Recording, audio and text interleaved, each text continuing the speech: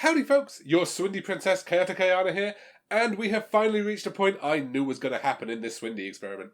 When you are buying games off the Switch eShop and you are only using the screenshots and the trailers and things that are there to do so, eventually you're going to come across a game like this.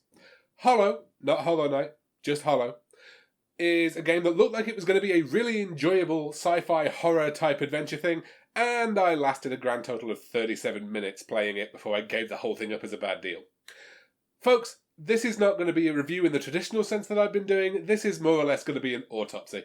Let's take a look at the 37 minutes I spent playing Hollow.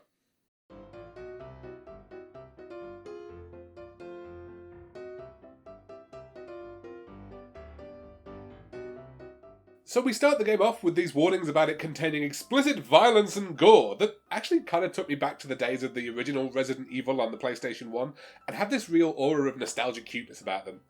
Then the game mentions being explicitly designed for headphones, and with the exception of, I think, Hellblade: Senua's Sacrifice, I have only ever seen this warning on mobile games, so trouble felt like it was brewing.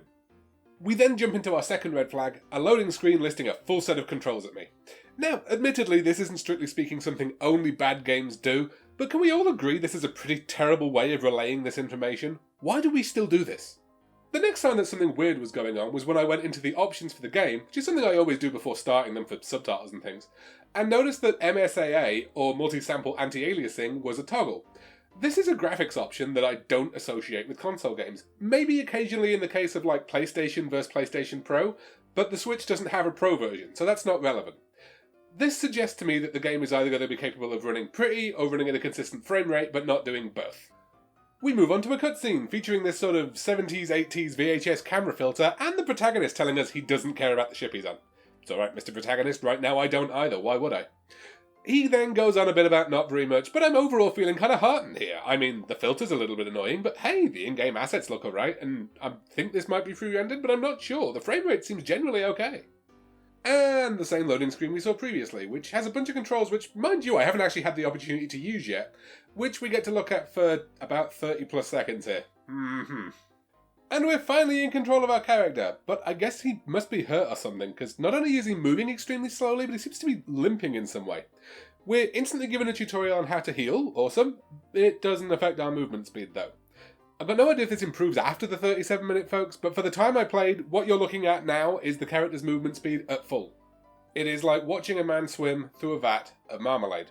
Now, you may be looking at all of these dark and murky visuals that I'm showing you, and thinking that because you've been to a sci-fi video game before, the first mission involves turning back on the power. You would be correct about that, but kind of incorrect about it doing all that much about the murky visuals. Sorry folks, this is just kind of what the game looks like. That 70s VHS filter never went away either, we're just kind of stuck with it. No, really, I know, but the game does just have this appearance. You've got all of that sepia tone around everything as well, just giving that faint appearance of looking through a layer of urine. We are given a headlamp very shortly in, but that just makes our choices something between washed out and navigable, or piss-coloured and pitch black. It's not much of a choice really, is it? I spent a few minutes kind of stumbling around aimlessly through the identical looking corridors and then, huzzah, progression! Future Ayana, can I get a cookie? Thank you, love. We get an admittedly not entirely unfun puzzle where we have to synchronise a generator. Not entirely sure what the word synchronise has to do with power generation as a concept, but whatever, it sounds sci-fi I guess. Geordie would be proud. We solved the puzzle, fixed the power, and yay! Oh no. Oh no. Yeah, the game's frame rate was not ready for the power to be back on. Look at this. One of the main reasons I'm actually handling my opinions for this game in order is to spare you having to look at this juttering for so long.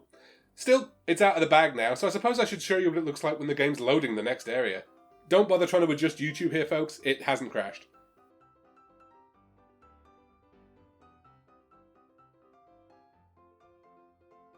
Yeah, I did actually get asked by someone whether this was supposed to be a loading screen when I showed them this clip prior to making this video. No, this is gameplay. You can't see it? Yeah, it's fun, isn't it? It was around this time we got introduced to the game's map, which seems to work about as well as those old AR games on the 3DS used to. It seems to display relative to where your character's facing, I think. I mean, the short answer is it doesn't work. It's basically useless. So I spent a bit more time wandering aimlessly through these identical corridors and eventually made my way to the command center, which is where I'm supposed to be going. It was during this I discovered the game actually has a run button, and I thought, oh, thank the gods. And then I pressed it and slowed down. Yeah, you see this here? We've been sprinting this entire time, folks. I mean, how can you not see it? Our next discovery is an important note which lists, among other things, not killing anyone, which will be important shortly. I then have to kick a very expensive looking piece of computer equipment to turn it on, which I'm not sure that's how this usually works. I find a screen where I can look at the notes I picked up and read, but it's being obscured by something. This had turned out to be my first gun! But I can apparently activate this screen and look at it without actually having to pick up the gun, so I think I get some credit for not realising that's what this was supposed to be. Oh well. Okay folks, we are about to get to the first enemy in the game, and you would be forgiven at this point for wondering, are we doing like Resident Evil survival horror type stuff, or maybe more Dead Space, maybe more action orientated? We did just find that note saying not kill anyone, right? Maybe we're doing a stealth like Soma type thing? I played for another 10 minutes and I'm still not sure. So, after realising that thing we saw earlier was a gun, I went and picked it up, fired 3 of the 4 rounds I had total, and killed the thing. Woo! Future Ayana, I think that deserves another cookie, don't you? Thank you, my love. So with that little ammunition, I'm thinking we're doing Resident Evil survival horror type stuff, right? Fair enough. Then I rounded the corner right into another one of the same enemy. My ammunition gone at this point, I just kicked the thing onto the floor and ran. I mean, I'm referring to this as running at this point. It's pretty much Stockholm Syndrome. You can see this is the game's version of you running. We also appear to have made our way back into some sepia-toned murk, so yay. I made my way what to me would be the game's first and last actual puzzle, which involves blowing up these gas canisters to blow up a hole in the wall. Fairly standard stuff, but no ammo. So I found this thing, which I thought was an ammo clip, because it sure looks like one, right? But as you can see, I clearly have it highlighted here. It doesn't want to... Oh, okay, there it goes. I guess the first time it just didn't want to be in the game. At this stage I can relate. I was then set upon by 2 more of the game's enemies. Still not sure if we're doing the survival horror thing or not here. I kicked them to the floor and started running. Then a cutscene happened. The game paused. Well, I say paused. It paused for me, but not the monsters I was running from. They killed me, and that ended my experience with Hollow.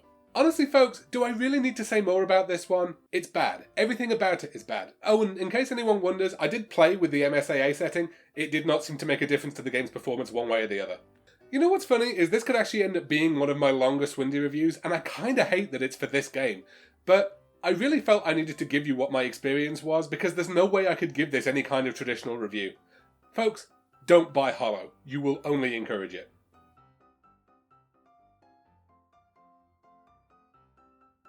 Howdy folks, I hope you enjoyed whatever I had to say about whatever videos you just watched, because generic endings are fun like this. If you aren't tired of hearing me talk here, and you want to hear what I'm working on, or just my general thoughts on the day, you can follow me on Twitter. The link is on your screen and in the description below. I also have a Patreon if you'd like to support me and help me keep the lights on around here and put more awesome stuffies on the shelf here. The link is again on your screen in the description. I know, before anyone says it, I'm a tiny streamer to be having a Patreon. There are no tears or anything, it's just there for you guys. It's like a baby shampoo, there's no more tears. Anyway, thank you again for watching folks. I release videos every Thursday, so be sure to check them out and check out whichever ones are showing on your screen right now. Please don't forget to like, share and subscribe.